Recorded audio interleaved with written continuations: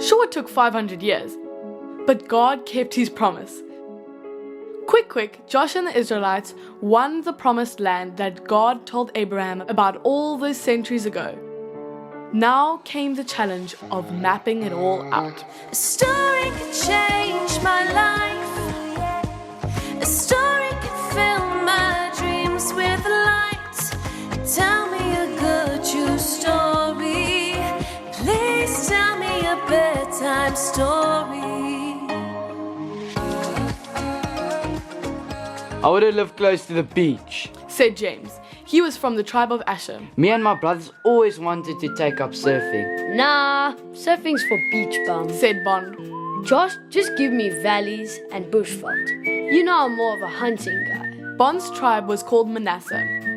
From the tribe of Levi, big nose, red hair, and pointy ears were also crowded into Joshua's tent. In fact, there were way too many people in there. People from each of the 12 tribes of Israel. Redhair put up his hand, but didn't think to wait before he placed his order. I want a beach next to a mountain with waterfalls, glaciers, and pretty butterflies all year round. What's wrong with you? Asked Big Nose. There ain't no glaciers in Israel. Yeah, you clod, said Pointy Ears, shaking his head at Redhair. Josh, just give our tribe a nice island somewhere. That'll do. Sighed Big Nose. Israel ain't got no islands either. You lie, said Pointy Ears. It's true. It's not. Is too. It's not. It's true. Okay. Shouted Josh, already feeling a headache coming on. This is not the way that we will be dividing up the land. Not? Asked Bond. No, said Josh firmly. God gave us this land, and so God will tell each one of us where we should be living on this land. Oh, said everyone. That makes sense. Putting up a big map of Israel on the tent wall, Josh took out his big point pen and started drawing borders around the names of each of the tribes of Israel. This is what God told Moses while we were still out there in the desert. Pointing to the space on the right of the Jordan River, Josh said, Reuben, Gad, and Manasseh, you guys will stay out here, east of the Jordan.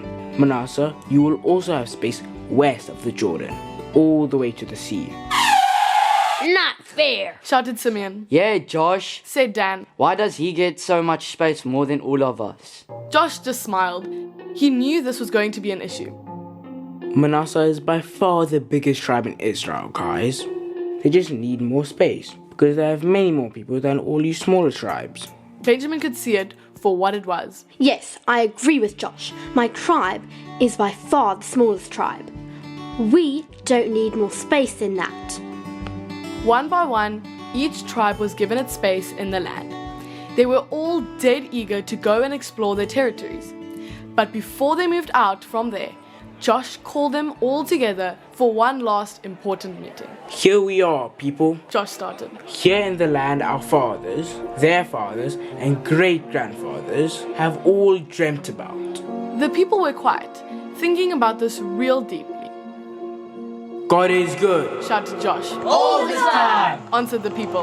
All the time. Shouted Josh again. God is good. Answered the people. And everyone cheered. They were living the dream. People like Abraham, Isaac, Jacob, Joseph, and Moses all wanted to own the land of promise.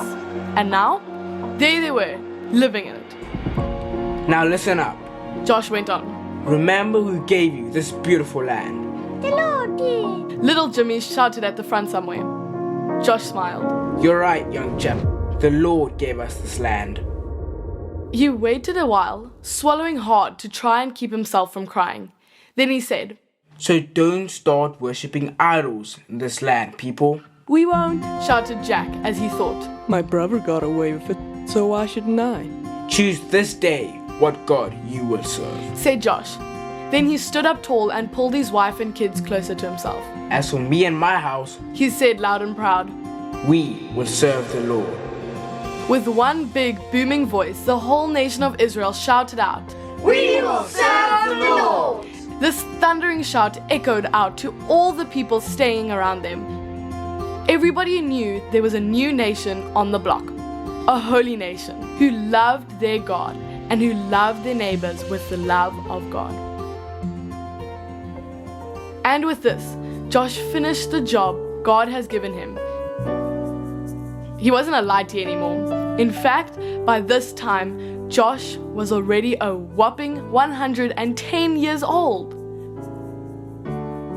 He went to settle down with his family in the hills of Ephraim, a lovely green part of the land. Not long afterwards, Josh passed away and they buried him in those mountains close to his house. And that's where my family and I still live today. Sincerely, Angus.